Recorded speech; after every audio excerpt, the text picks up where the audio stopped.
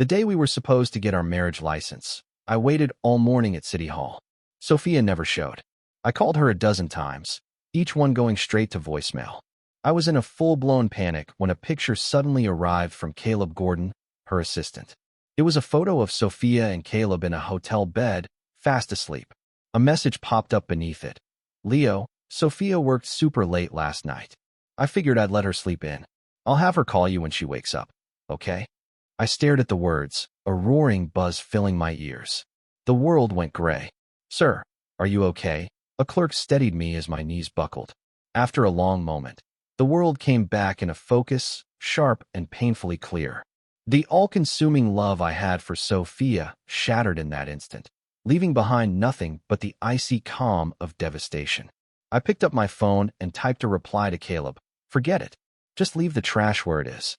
Back at the office, I walked straight to my desk, opened my laptop, and started a new document, resignation letter. As my fingers flew across the keyboard, memories flooded back, an unstoppable tide. 3 years ago, when Sophia took over her family's company, Reed Innovations, their suppliers were skeptical. They put contracts on hold, watching to see if the new CEO would sink or swim. Projects stalled, credit lines were about to snap, and she was terrified. I was head over heels in love, so I didn't hesitate. I quit my job and joined her team to pull the company back from the brink. I poured everything I had into it. I used my engineering background to spearhead the development of a groundbreaking new product that was miles ahead of the competition. I pulled all-nighters negotiating with key suppliers, securing better terms, and finally, I landed a major investor who injected the capital we desperately needed. The company was saved.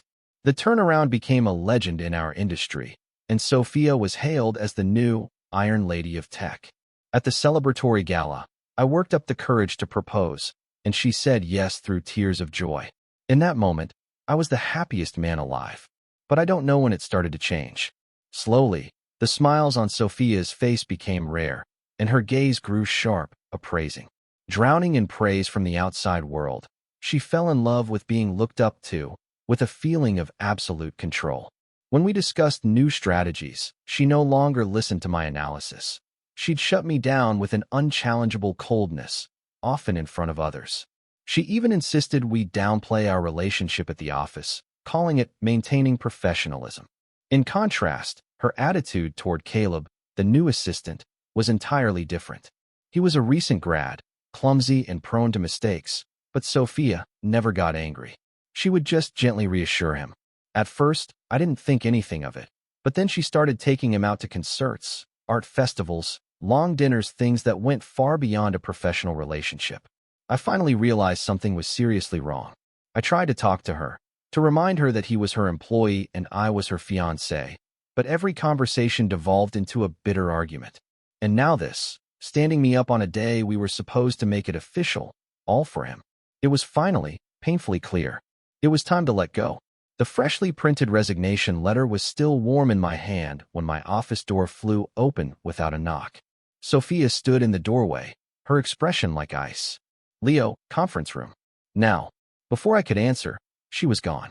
I placed the letter on my desk and walked to the conference room. All of the company's department heads and senior managers were already there. I'm announcing a decision, Sophia said, her gaze sweeping across the room. Her voice held a regal authority that permitted no dissent. In light of his outstanding performance, particularly in handling market feedback and client communications, I've decided to promote Caleb Gordon to Associate Director of Marketing. He will be assisting Director Vance with his duties. A stunned silence fell over the room. Everyone exchanged confused glances. Caleb had been here for what, a few months? What achievements? His job consisted of getting coffee and taking meeting minutes.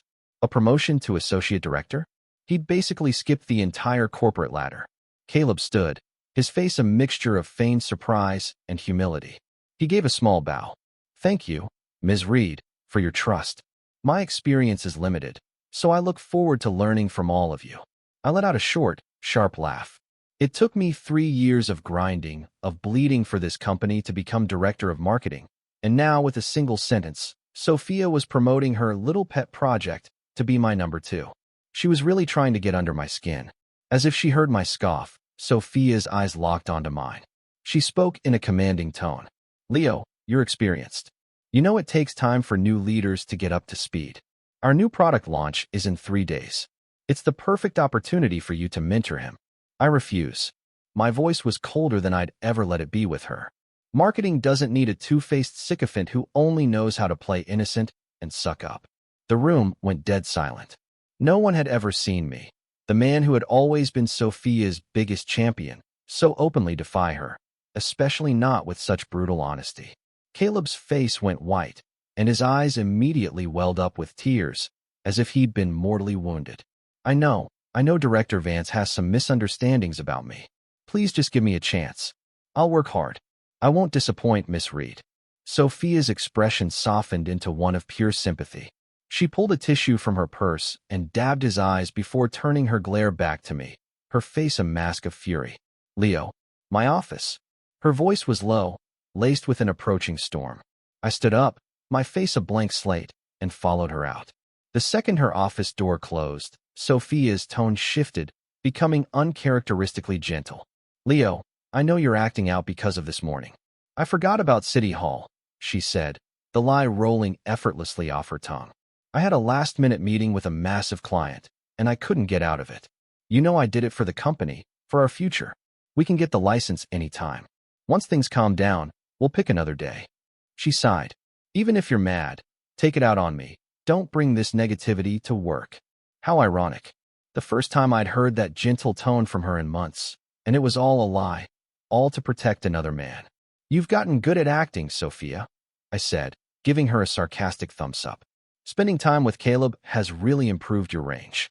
You don't even blush anymore. Leo, you don't believe me?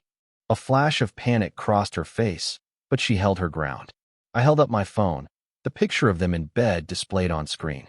You must have been working so hard, mistaking client meetings in hotel beds. Now that's a level of dedication I can only aspire to. Her eyes darted to the screen, and she rushed to explain. I was exhausted from working late. Caleb took me to a hotel, but we got separate rooms. Nothing happened. I didn't tell you because I knew you'd overthink it. How many times have we fought because of your jealousy? I'm tired of it. Your ability to twist reality is truly impressive, Ms. Reed. No wonder they call you the Iron Lady. That jab hit a nerve. It was like dropping a match in gasoline. Sophia exploded. Don't you push me, Leo. This promotion is a notification, not a negotiation. You don't have the right to refuse. The old me would have been terrified of her anger, would have done anything to calm her down. But now, I just looked at her, feeling nothing but a profound, settled emptiness. As long as I'm the director of marketing, I said calmly. If you dare bring him onto my team, I'll find 100 ways to make his life a living hell. I waved a dismissive hand, unwilling to continue the conversation, and walked out of her office. Crash. Something heavy hit the door behind me. I didn't resign on the spot. For one, the new product launch was in 3 days. I had no feelings left for Sophia, but that product was the culmination of months of my team's blood, sweat, and tears. I couldn't let it fail. I decided I would see it through the launch, and then I would leave for good. When I got back to my office, the resignation letter I'd left on the desk was gone. I didn't think much of it, and got back to preparing for the presentation. After work, I went back to the condo I shared with Sophia, our supposed marital home, and started packing. There wasn't much of mine to pack, mostly professional books, industry reports. I collected a few suits and some personal effects. The warmth, the sense of home, was all tied to her things. I was halfway through when I heard the beep of the electronic lock and the click of high heels on the hardwood floor. I froze. Sophia rarely came home this early. Leo, you here? Her voice called out. I'm starving. Is there anything to eat? I pushed the suitcase aside and walked out of the bedroom. Well, what brings our busy CO back to her humble abode? Oh, stop it, Leo, she said, waving it off. It's been a whole day. You should be over it by now. I'm craving your signature bolognese. Will you make it for me tonight? Just like that. In the past, after every fight, I'd be the one to swallow my pride, and then she'd offer a small olive branch like this, and I'd gratefully rush back into her arms. Over time, she'd start to take it for granted.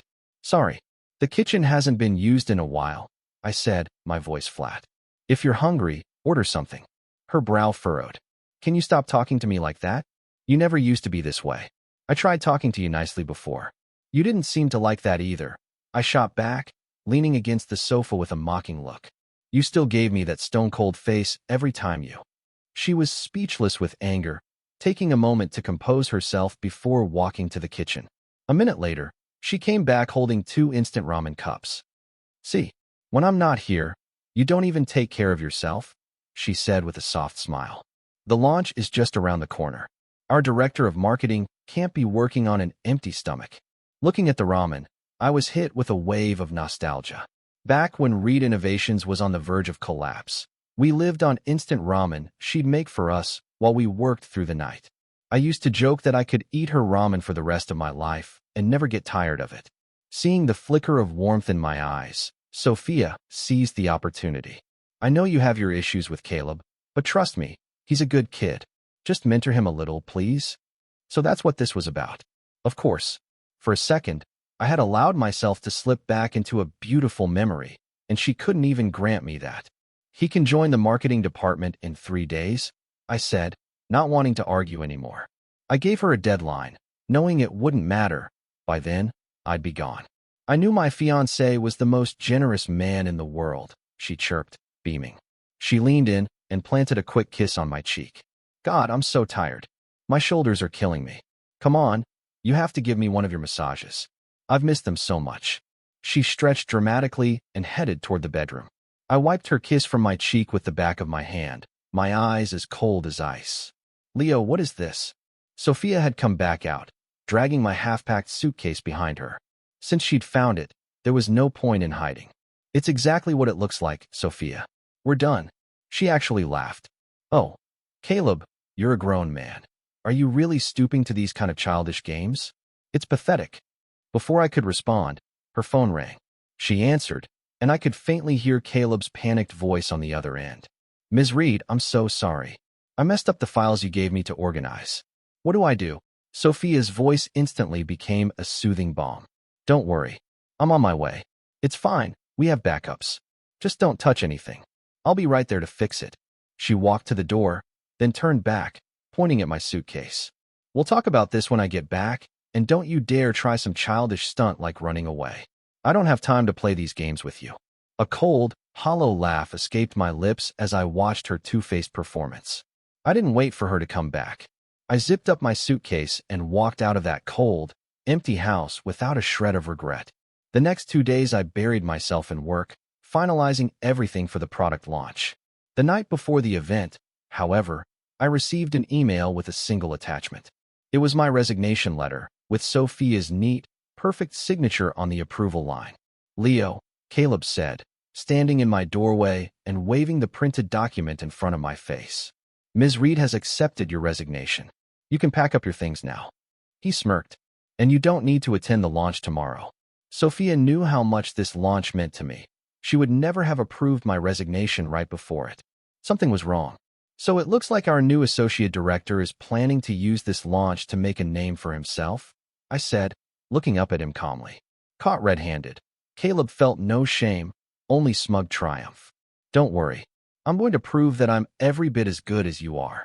Well then, I said, my voice dangerously smooth. I'll be watching your perfect performance tomorrow with great interest.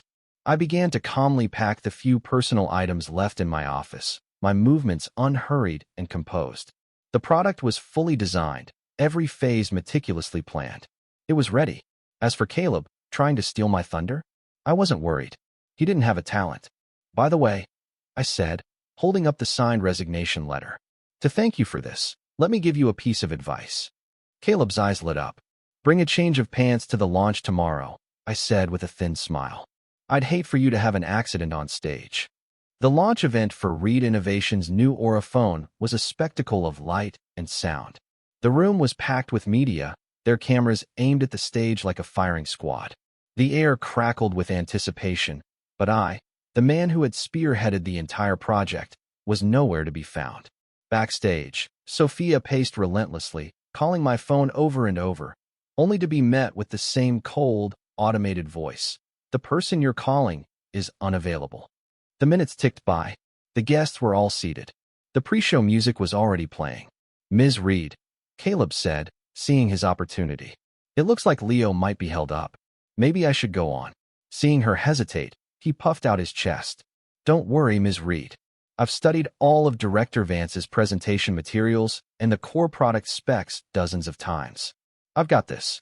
Fine, Sophia said, taking a deep breath. There was no other choice. Caleb, you're on. Stick to the core features and advantages. Keep it concise and accurate. Go. You can count on me, Ms. Reed. A triumphant gleam flashed in Caleb's eyes. He grabbed his notes, adjusted his brand new, perfectly tailored suit, and strode confidently onto the stage. The spotlights hit him, and he beamed, scanning the crowd as if he owned the world. This was the moment he had been dreaming of. Our brand new Auraphone series uses a revolutionary omni-drive architecture, he announced, his voice clear and strong. Through algorithmic optimization and hardware synergy, we've boosted computational efficiency in core applications by over 80%. At the same time, we've reduced power consumption by 20% in typical usage scenarios. Caleb spoke with practiced ease, laying out the technical specs, market positioning, and key features one by one. He even added some of his own forward-thinking analysis that wasn't in my original notes, earning nods from the press and a constant barrage of camera flashes. Watching from a monitor backstage, Sophia's tense shoulders began to relax. She looked at Caleb with undeniable admiration. After a round of thunderous applause, Caleb concluded his presentation, standing proudly on stage. It was time for the Q&A. You said the Auraphone is targeting the high-end business market. A journalist from a major tech publication began. But its price point is 15% higher than your main competitor, Apex Dynamics, and their flagship product. How does Reed Innovations plan to bridge this huge gap between your pricing strategy and market reality? Are you relying solely on brand prestige? Well, Caleb froze. He had no idea how the pricing strategy was developed. He mumbled some corporate platitudes about having confidence in their efforts to overcome any challenges. Another reporter stood up. Auraphone uses the new Dragonfly chip, but currently, only one manufacturer in the world, Tcorp, can produce it reliably. Rumor has it Tcorp's main production line has been severely impacted by a recent scandal. How can Reed Innovations guarantee sufficient inventory for the launch and a stable supply chain moving forward? I can assure you all, Caleb said, wiping a bead of sweat from his forehead, that the Aura supply is absolutely not an issue. The questions kept coming, each one more pointed and technical than the last. Having only memorized a PowerPoint, Caleb was completely out of his depth. He was soon drenched in sweat, stammering and looking utterly lost. The atmosphere in the room turned from excitement to confusion and then to irritation. Sophia's face was grim. She strode onto the stage and took the microphone. My sincerest apologies. Due to unforeseen circumstances, we will have to conclude the press conference here. We will be organizing an online Q&A session soon to answer any further questions. The entire event ended in an awkward, embarrassing fizzle. The rapid, furious clicking of Sophia's heels on the marble floor of the executive wing signaled her rage. Leo, you owe me an explanation, she yelled, throwing open my office door, only to find it completely empty. The only thing left was a single sunflower plant on the windowsill, a gift she had given me. Sunflowers symbolize faith and loyalty, she had told me once. They represent the devotion in our love. Her own words echoed in her mind, and a wave of pure dread seized her heart. She rushed to the HR department, her voice trembling slightly as she asked the director, Ms. Davis, what happened to Leo's office? Startled by the CEO's panicked expression, Ms. Davis answered respectfully, Ms. Reed, Director Vance has officially completed his resignation process. What? Sophia felt like she'd been struck by lightning. When did this happen? Don't I have to approve his resignation? But you already signed it, ma'am, the HR director said timidly, handing her the document. Mr. Gordon brought it to me himself yesterday. Sophia stared at her own signature. She remembered it now. Caleb had brought her a stack of documents to sign yesterday. He'd been standing beside her, showering her with flattery and admiration, distracting her so much that she'd signed everything without reading a single page. She never imagined that Leo's resignation letter was buried in that pile. An icy chill shot up from her feet to the top of her head. The world started spinning. Seeing her sway, Caleb rushed forward to admit his mistake. Ms. Reed, it's all my fault. I was careless. I should have reminded you what was in the files. Normally, this act of pitiful contrition would earn him Sophia's sympathy and absolve him of any wrongdoing, but not this time. Sophia's eyes were bloodshot. She spun around and slapped him across the face, the sound echoing through the quiet office. "How dare you?" she shrieked, her voice distorted with a rage so pure it stripped away all her usual composure. "I'm not an idiot. Don't think I don't know what you were trying to do. Ms. Reed, maybe you should go home and check," the veteran HR director suggested, knowing the nature of my relationship with Sophia. "Yes, home. Leo must be at home, waiting for me," Sophia muttered, a desperate hope dawning in her eyes. She raced out of the office and drove home, the image of my packed suitcase from a few days ago filling her with a growing sense of panic. She burst through the door to find the condo just as empty as my office. Everything that was mine, every book, every suit, every trace of my existence, was gone. "No," Sophia whispered to herself, forcing a calm she didn't feel. "Leo loves me too much. He wouldn't just leave. He's just playing hard to get. That's all this is." She pulled out her phone, her hands shaking as she dialed Caleb's number. She gave him a new, final command. "Find Leo. Find out where he is. If you can't, don't even think about coming back." While Reed Innovations was crashing and burning, I was watching the whole thing unfold on a live stream from the VIP lounge at O'Hare.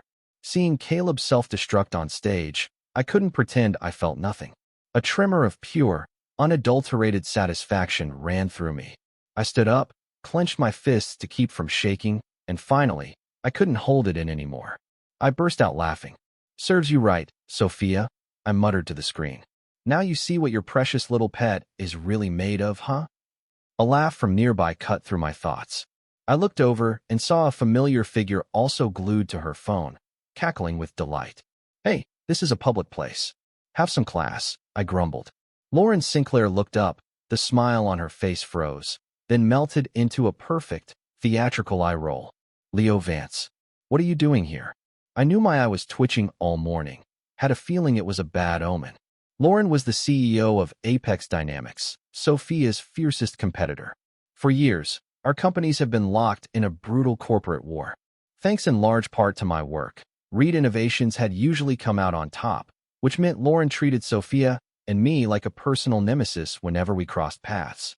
"Wait a second," she said, her brain catching up. "What is the great director Vance doing here? Shouldn't you be at your own product launch?" She glanced down at her phone where the disastrous press conference was still playing out. "I could be wherever I want. Mind your own business," I said, closing my eyes to rest. But she wasn't done. She leaned closer, a wicked grin on her face. "Trouble in paradise? Or did Sophia finally find a new boy toy? Go on, tell me. I could use something to brighten my day." The truth was a raw wound. I ignored her, pretending she wasn't there. Lauren let out a dismissive scoff and went back to her phone. I don't know how long I dozed, but I was jolted awake by a commotion. "Ma'am, you can't go in there. Please, you need to leave." I opened my eyes to see Sophia shoving past an airport employee and storming into the lounge. Her hair was a mess, and her eyes were locked on me with a desperate intensity. "Leo, are you done with this tantrum? Come home with me." "Ms. Reed, but I've already resigned," I said coolly. "Leo, I know you're just throwing a fit because I've been spending time with Caleb," she said, lowering her voice. "I promise, I'll keep my distance from him. Is that what you want to hear?" "Oh no, don't do that on my account," I said with a breezy smile. "I'm actually starting to ship you too. You should make it official." "Leo, don't be like this," she pleaded, her voice cracking. "The launch was a disaster. I need you right now. Please, come back to me." She reached for my arm. I pulled away sharply. The motion wasn't violent, but my rejection was absolute. Her face went pale. "You're lying, Leo," she whispered, her tone shifting to one of pure desperation. "You promised you'd take care of me for the rest of our lives. Have you forgotten? Why don't you let your little assistant take care of you?" I clearly wasn't doing a very good job. I remained unmoved. "How many times do I have to tell you? I just see him as a little brother," she cried, on the verge of hysteria. I pulled out my phone and played a video a friend had sent me. It was security footage from the hotel the night before our City Hall appointment. It clearly showed Sophia and Caleb walking into a single hotel room together, embracing and not emerging until noon the next day. Is this what you call separate rooms and nothing happened? It's not what it looks like. Let me explain. This doesn't prove anything. Sophia, I stared her down, my voice level and sharp, peeling back the last layer of her delusion. The moment you agreed to spend an entire night alone in a hotel room with another man, what did or didn't happen in that room stopped mattering to me. Do you understand? The color drained from her face. Cornered and exposed, she lashed out, the truth finally spilling out in a torrent of rage. What do you know? If you were a little more needy, if you relied on me more instead of being so damn brilliant and capable all the time, maybe I wouldn't have had to look for comfort somewhere else. In that moment, I understood everything. She had become addicted to being admired, to being needed. All my hard work, all my success, everything I did to support and protect her. In her eyes, it had become a threat, something she couldn't fully control. The fragile, incompetent Caleb was the perfect vessel for her burgeoning savior complex. My entire worldview felt like it was crumbling. So being too good at my job was my original sin. That's some truly touching logic, Sophia. If your maternal instincts are that strong, why don't you go adopt a child? Why bother digging through a dumpster to find a piece of trash like Caleb? Leo, you bastard, she screamed, shaking with fury. All her attempts at pleading, at compromise, at weakness were shattered. Don't you think for a second I can't survive without you? Reed Innovations will be just fine. Oh, really? The sarcastic smile on my face deepened, mingled with a profound sense of relief. I grabbed my suitcase. Well then, I wish you the best of luck. My final words were light, but they landed like a slap across her face. I walked past her without a second glance, but out of the corner of my eye, I saw Lauren Sinclair, the renowned CEO of Apex Dynamics, was sitting in a corner, munching on popcorn and watching our little melodrama like it was the season finale of a hit reality show.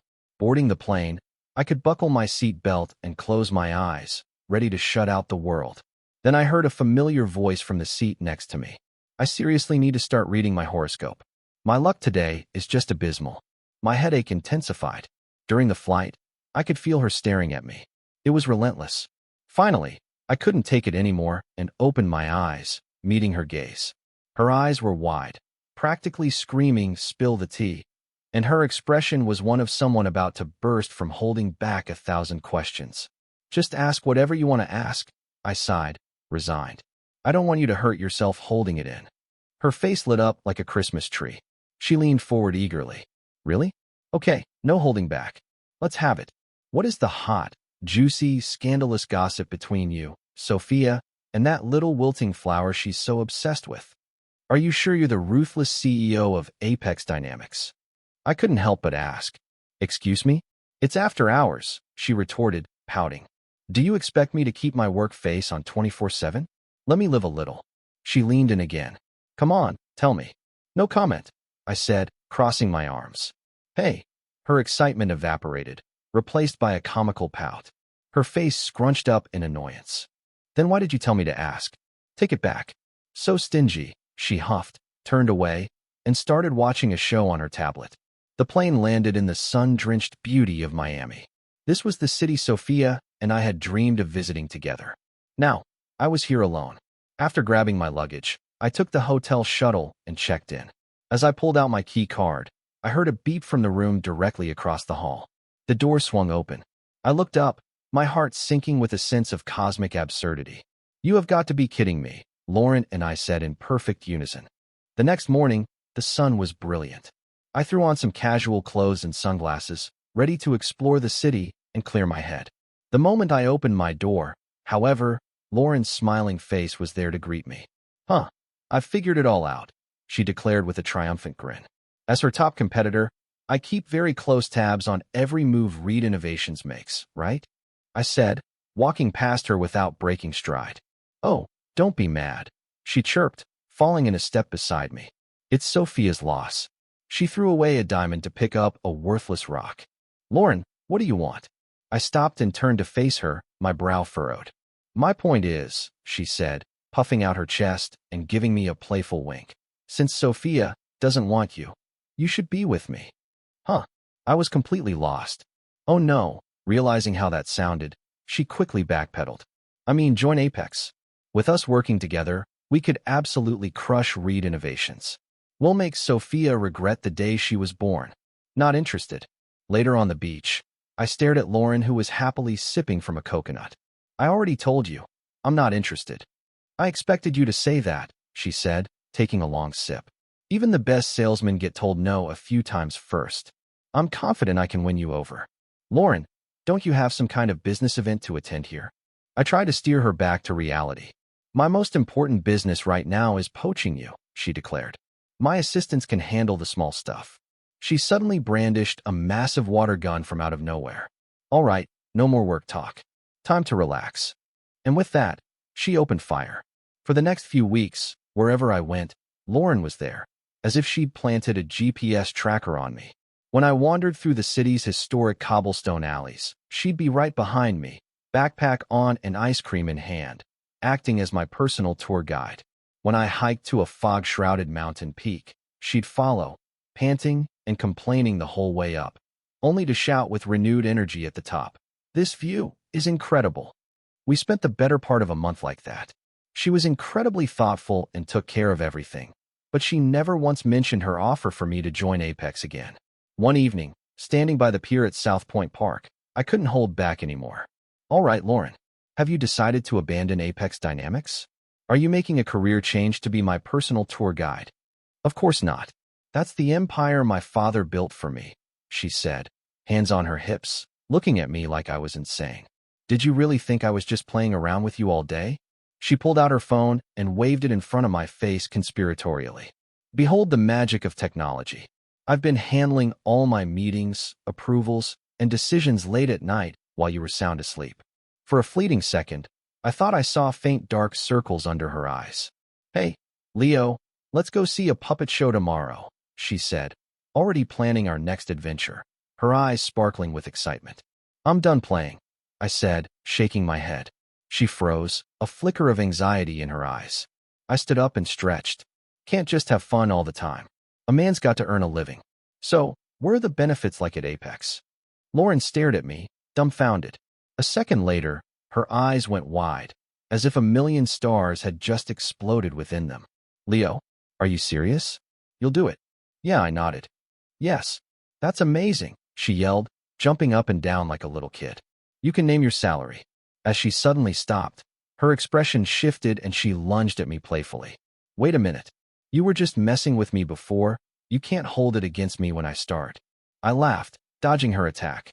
We'll see how you perform, she said with an arrogant pout. And we're still going to the puppet show. I've been looking forward to it. A few days later, I quietly joined Apex Dynamics. Lauren had wanted to throw a massive welcome party and invite the press to proclaim it to the world, but I shut that down immediately. I didn't want any unnecessary drama. She understood without any argument. Don't worry, Leo, she'd said, patting her chest. I know you hate all that corporate nonsense. You just focus on what you do best, designing brilliant things, turn your genius ideas into reality. As for the difficult suppliers and the nitpicky distributors, she waved her hand, her smile confident and radiant, leave them to me. A warmth spread through my chest. It was a feeling of being seen and valued that I had never once gotten from Sophia. At Apex, I threw myself into developing a new product. Lauren gave me an astonishing amount of freedom and control, with resources greenlit, no questions asked. All the brilliant, radical ideas that Sophia had shot down as too aggressive, too expensive, or too complex for users were not only understood here, but given fertile ground to grow. Inspiration flowed like a torrent. I had a powerful feeling that we were creating something that would completely change the industry. Just as the new product was nearing completion, I got a call from an unknown number. It was Sophia, her voice heavy with exhaustion. Leo, I know I was wrong. I hung up before she could finish and made a mental note to change my number. The next evening, when I got back to my apartment building, she was there waiting for me. She was wearing a pale yellow dress, one that used to be my favorite. The moment she saw me, her eyes lit up and she hurried over. Leo, you're finally back, she said with a gentle smile, holding up a thermos. You haven't eaten, have you? I've been learning to cook. I made something for you to try. For a dizzying moment, I saw the woman I had first fallen in love with, the Sophia I had loved down to my bones. But that beautiful memory had long since been crushed to dust by her own hands. If you have nothing else to say, Ms. Reed, please leave. I set my voice like ice. Leo, please, she said, grabbing my hand, her voice pleading. I fired Caleb. We can go back to how things were. Please, don't you dare use the past to beg me. I spat, yanking my hand away. You don't have a right. I turned and walked toward the building entrance. I was wrong, Leo. I was really wrong. Please forgive me, she cried out desperately. You wanted to marry me, right? We could go tomorrow. We'll get the license. I promise. No, thank you. I stopped and looked her directly in the eye, speaking each word with chilling clarity. Sophia, I am genuinely, sincerely grateful to you. Thank you for not showing up at City Hall that day. You're the one who cut the final thread. You set me free. No, you love me. You love me, she repeated, her voice unraveling, a wild look in her eyes. I didn't give her a second glance. I walked inside and closed the heavy door behind me. For the next few days, Sophia waited outside my apartment, putting on one tragic performance after another. It was exhausting. Finally, after a call to building security, she stopped coming. Later, through the grapevine, I heard the full story. Reed Innovations, once a titan of the industry, had collapsed faster and more completely than I ever could have imagined. First, Caleb Gordon, the man Sophia had placed all her faith in, had driven the company into the ground. Every major project he led with Sophia's full backing was a catastrophic failure. Design flaws, broken promises, terrible user experiences. Their biggest clients left in droves. In a fit of rage, Sophia finally fired him, but Caleb, in a final act of betrayal, retaliated by packaging up all of Reed's core intellectual property, contract details, and even sensitive client data and selling it for cheap to the company's hungriest competitors. Furious and full of regret, Sophia pressed charges. Caleb ended up in prison, getting what he deserved, but it was too late. Reed Innovations was a hollowed-out shell of its former self. Meanwhile, Apex Dynamics, powered by the new product I had designed, quickly dominated the market, becoming the new industry leader. When Sophia learned I was working for Apex, she stormed into our headquarters, her desperation curdled into pure rage. She stood in the middle of the glittering lobby and shrieked, "Leo Vance, you traitor!" Her voice was raw and sharp, dripping with a venomous hatred. It was you. It had to be you. Pulling strings behind the scenes. You watched Reed Innovations burn and did nothing. You ungrateful snake. I bet you're happy now, aren't you? Her shrill accusations echoed through the bright, modern space, sounding utterly unhinged. The news reached me in seconds, and I bolted downstairs, but Lauren had gotten there first. She was standing in front of Sophia, unleashing a rapid-fire barrage of razor-sharp words. You have the audacity to call anyone a traitor, Sophia? Open your eyes. Who was the one who drove Leo away? Who threw away a true partner for a useless, spineless leech? Who let an incompetent fool sign away major contracts? Who was so careless that our trade secrets got leaked? It was you. From start to finish, it was all you. Lauren's voice cut through the air like a whip. What gives you the right to come here and cause a scene? Is it that mouth of yours, the one that's only good for blaming others for the grave you dug yourself? Wake up, Sophia. Your life is a mess because you made it that way. You threw away gold because you preferred digging through a sewer for a shit-covered rock. In the office, Lauren was warm and approachable, but when faced with an enemy, her entire demeanor shifted. She became a predator, fierce and utterly dominant. Sophia, withered and pathetic, stumbled backward, completely overwhelmed. There was no trace of the powerful Iron Lady left. Finally snapping, Sophia lunged at Lauren. It was you. You little bitch. You did this. Slap. I got there just in time, my hand connecting with Sophia's cheek. She stared at me, stunned, her expression a mask of disbelief. Leo, you hit me. I'm sorry, I said, my voice devoid of emotion as I looked at her like she was a stranger, but I will not tolerate you disrespecting my boss. No, you wouldn't. You're not this cruel. My words seemed to drain the last of the strength from her body. She collapsed onto the floor, sobbing. In that moment, she finally understood. The man whose loyalty she had taken for granted, the man whose value she only recognized after she had personally pushed him away and trampled on his dignity, was gone forever.